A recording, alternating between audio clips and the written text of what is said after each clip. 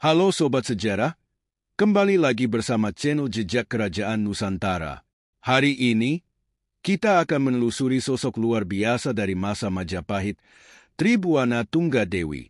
Seorang ratu yang tak hanya memimpin, namun juga menjadi simbol kekuatan, kecerdasan, dan kejayaan. Di bawah pemerintahannya, Majapahit berkembang menjadi salah satu kerajaan terbesar di Nusantara. Siapakah Tribuana Tunggadewi sesungguhnya? Bagaimana ia mampu memimpin kerajaan dalam era kejayaan? Mari kita jelajahi lebih dalam kisah sang ratu yang tak gentar menghadapi tantangan demi menjaga kejayaan Majapahit. Sebelum lanjut ke video berikutnya, pastikan kamu sudah like, komen, dan subscribe. Tribuana Wijaya Tunggadewi adalah sosok raja perempuan yang dikenal dengan keberanian dan kepemimpinannya yang luar biasa. Sebagai anak dari pendiri Majapahit, Raden Wijaya dan Gayatri, ia terlibat dalam berbagai pertempuran penting. Bukan hanya mengikuti peperangan, Tribuana bahkan memimpin pasukan Majapahit di medan tempur. Salah satu peristiwa penting dalam masa pemerintahannya adalah saat ia memimpin langsung pasukan untuk menghadapi pemberontakan Sadeng dan Keta. Tindakan ini dilakukan setelah mendengar adanya konflik internal antara Gajah Mada dan Rakembar, yang memicunya untuk turun langsung ke medan pertempuran. Menurut buku, Perempuan-Perempuan Tangguh Penguasa Tanah Jawa, karya Krishna Bayu Aji dan Sri Wintala Ahmad, masa kepemimpinan Tribuana merupakan periode yang sangat penting dalam sejarah Majapahit. Tribuana melakukan berbagai upaya nyata untuk menjaga keamanan internal dan melakukan ekspansi wilayah kekuasaan Majapahit. Dalam sejarahnya, ia bahkan dikenal tampil sebagai panglima perang. Saat terjadi pemberontakan di Sadeng dan Keta pada tahun 1331, Tribuana, didampingi Aditya Warman, berhasil menumpas kedua wilayah tersebut. Pemberontakan yang dipimpin oleh Wirota dan Wiragati, dua ksatria tangguh yang pernah menjadi pelindung Raden Wijaya, berhasil dihentikan berkat strategi militer dan kekuatan pasukan Majapahit yang dipimpin Tribuana. Selain keberhasilannya dalam menumpas pemberontakan, Tribuana juga berperan penting dalam ekspansi kerajaan Majapahit. Di bawah kepemimpinannya, Majapahit memperluas pengaruhnya tidak hanya di Pulau Jawa, tetapi juga menjalin hubungan dengan kerajaan-kerajaan di luar Jawa. Salah satu kerjasama yang terkenal adalah dengan Kerajaan Swarnabumi di Sumatera. Hubungan ini ditandai dengan kunjungan Raja Swarnabumi, Aditya Warman, yang datang ke Majapahit dengan kapal perang besar. Kehadiran kapal perang yang sangat besar ini kemudian dianggap sebagai cikal bakal adopsi teknologi maritim yang akan menguatkan armada laut Majapahit di masa mendatang. Tribuana Wijaya Tunggadewi memerintah sebagai raja ketiga Majapahit antara tahun 1328 hingga 1350 m.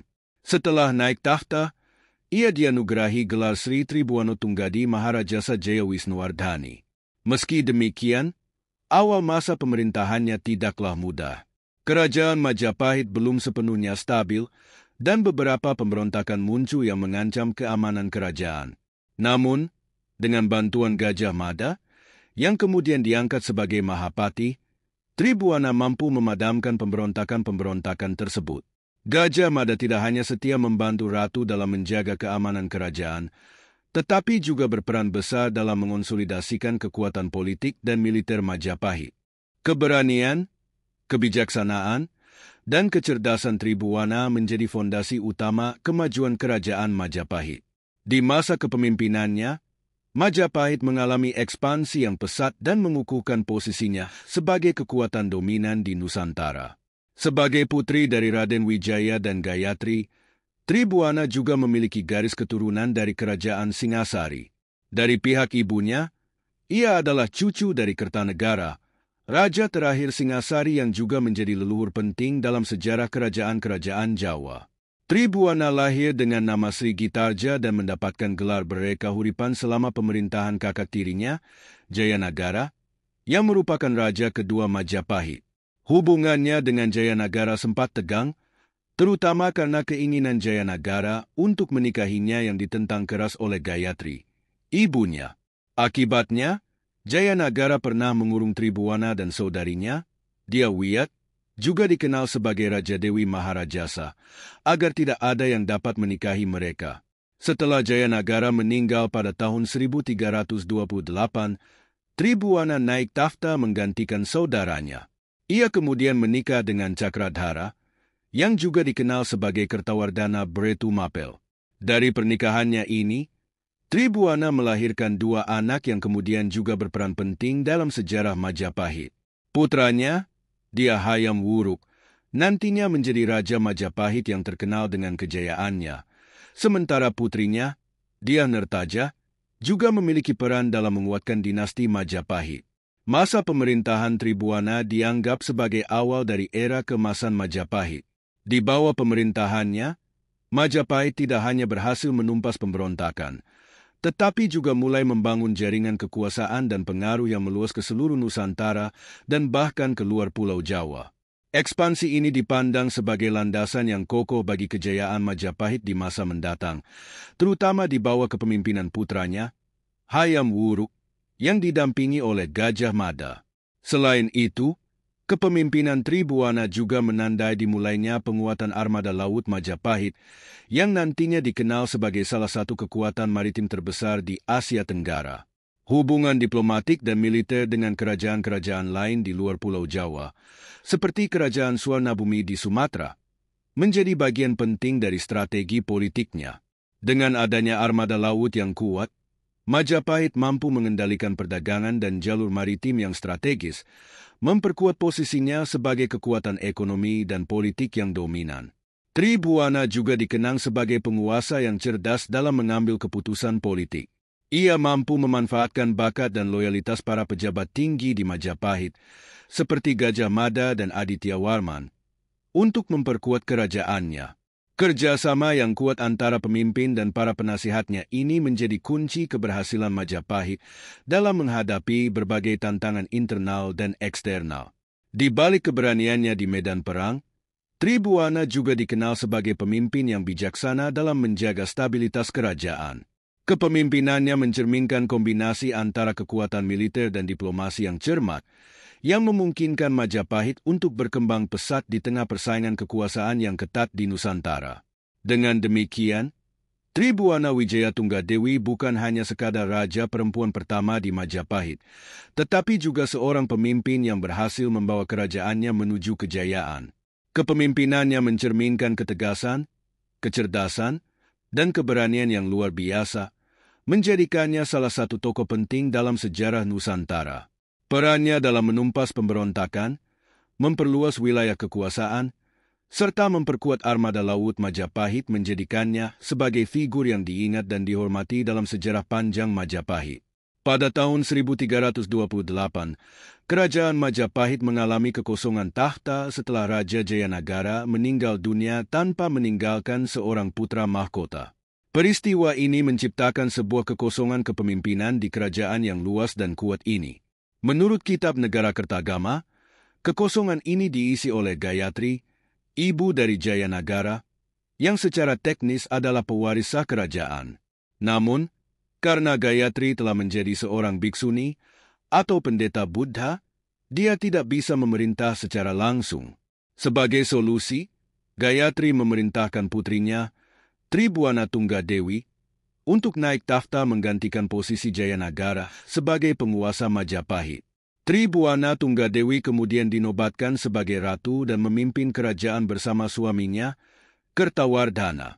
Masa pemerintahannya dimulai pada periode yang cukup menantang, terutama dengan munculnya pemberontakan di wilayah-wilayah kerajaan. Pada tahun 1331, 2 pemberontakan besar, yaitu pemberontakan Sadeng dan pemberontakan Keta, menguji ketangguhan pemerintahannya. Untungnya, Gajah Mada, seorang pejabat militer yang memiliki pengaruh besar, mampu memadamkan kedua pemberontakan ini dengan sukses.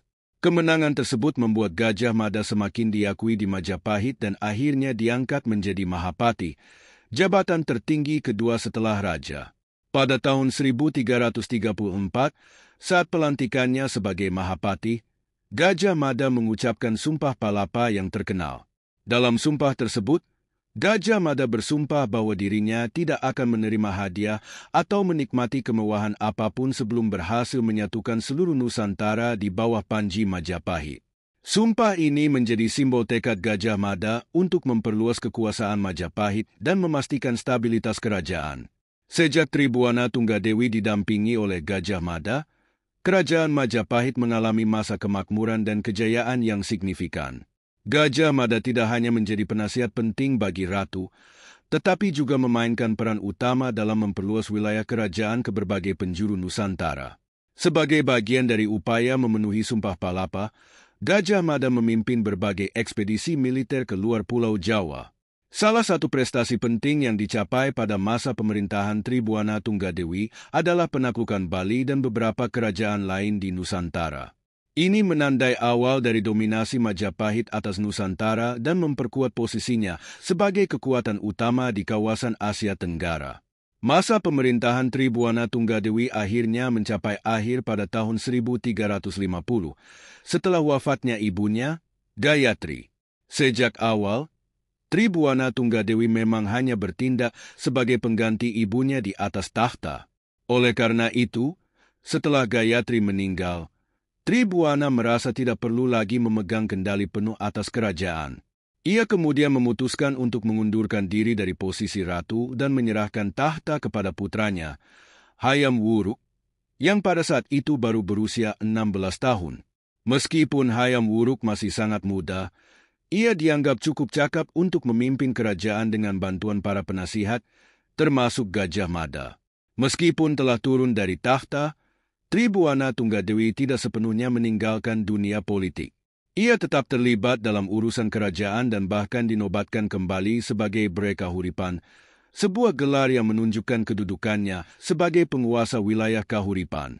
Selain itu, Tribuana juga menjadi anggota Bhattara Saptaprabhu, sebuah dewan tetua yang bertugas memberikan nasihat kepada raja dalam menjalankan pemerintahan. Dewan ini beranggotakan para bangsawan senior dan berfungsi sebagai penasihat utama raja dalam mengambil keputusan penting. Tidak banyak catatan yang menjelaskan tentang kehidupan Tribuana Tunggadewi setelah ia turun dari tahta. Namun, berdasarkan naskah para raton, disebutkan bahwa Tribuana Tunggadewi wafat setelah tahun 1371.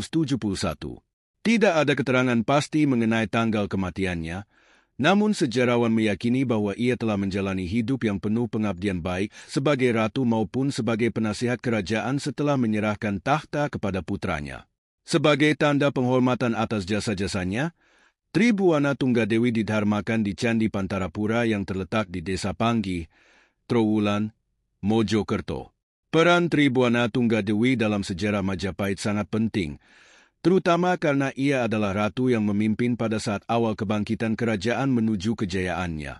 Di bawah kepemimpinannya, bersama dengan Gajah Mada sebagai Mahapati, Majapahit berhasil memperluas wilayah dan memperkuat kekuasaannya di Nusantara. Tribuana Tunggadewi juga dikenal sebagai penguasa yang bijaksana dan mampu menjaga stabilitas kerajaan di tengah tantangan-tantangan yang muncul. Warisan pemerintahan Tribuana Tunggadewi tidak hanya terlihat dalam ekspansi teritorial Majapahit, tetapi juga dalam warisan politik dan budaya yang ditinggalkan untuk generasi berikutnya. Kebijaksanaan dan kepemimpinannya menjadi contoh bagi raja-raja berikutnya, terutama putranya, Hayam Wuruk, yang berhasil membawa Majapahit mencapai puncak kejayaannya. Kepemimpinan Tribuana Tunggadewi membuktikan bahwa seorang wanita dapat memerintah dengan keahlian dan keberanian yang setara dengan penguasa laki-laki pada zamannya. Dalam catatan sejarah, Tribuana Tunggadewi mungkin tidak selalu mendapatkan sorotan yang sama seperti putranya Hayam Wuruk atau Mahapati Gajah Mada. Namun, perannya sebagai ratu yang memimpin pada masa transisi penting dalam sejarah Majapahit menjadikannya tokoh kunci dalam perjalanan kerajaan ini menuju kejayaan. Tribuana Tunggadewi telah meletakkan dasar-dasar bagi kebesaran Majapahit yang kemudian diteruskan oleh putranya, dan ini adalah bagian penting dari warisan yang ditinggalkannya untuk Nusantara. Tribuana Tunggadewi, sosok wanita luar biasa yang berhasil mengukir sejarah emas Majapahit, bukan hanya sebagai seorang ratu, tetapi juga sebagai pemimpin yang tangguh dan visioner. Di bawah kepemimpinannya, Majapahit berkembang pesat, memperluas wilayah hingga mencapai kejayaan Nusantara. Kisah beliau mengingatkan kita akan pentingnya peran wanita dalam sejarah dan betapa semangat kepemimpinan sejati mampu melampaui batas gender dan zaman. Sebagai penerus jejak kejayaan ini, mari kita terus menggali dan merawat warisan Nusantara. Terima kasih telah menyaksikan video ini di Jejak Kerajaan Nusantara. Jangan lupa untuk like, share, dan subscribe agar tak ketinggalan cerita-cerita menarik lainnya tentang sejarah kerajaan di tanah air kita. Sampai jumpa di episode berikutnya, hanya di Jejak Kerajaan Nusantara.